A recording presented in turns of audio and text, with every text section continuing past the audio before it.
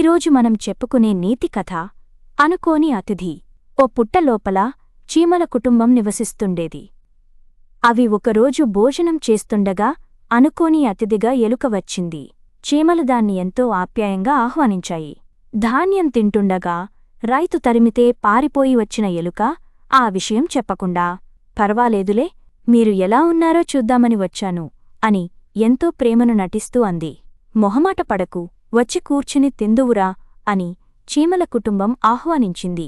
వద్దులే వద్దులే అంటూనే ఎలుక వచ్చి భోజనానికి కూర్చుంది. చీమలు చక్కని విస్తారాకులో గింజలు, బెల్లం, రొట్టెలు, పప్పును వడ్డించాయి. చీమల వైభవాన్ని చూసి ఎలుకకు ఈర్ష్య పెరిగింది. ధాన్యం రాసులుగా పోసివున్న చీమల ఇంటిని సొంతం చేసుకోవాలనే దురాశ పుట్టింది. తిన్న తర్వాత చేతులు కడుగుతూ, మీకు ఇంత పెద్ద ఇల్లు అక్కర్లేదు కదా, నాలాంటి పెద్ద మనిషికి ఇస్తే బాగుంటుంది. మీరంతా ఖాళీ చేసి వెళ్ళండి అంది ఎలుక. మీకు ఈ ఇల్లును అప్పగించడానికి మేం సిద్ధమే. కాని ఇక్కడికి సమీపంలోనే మాకు మరో పెద్ద పుట్ట ఉంది. దానిలో ఎంతో ధాన్యం ఉంది అని అవి ఎలుకతో చెప్పాయి.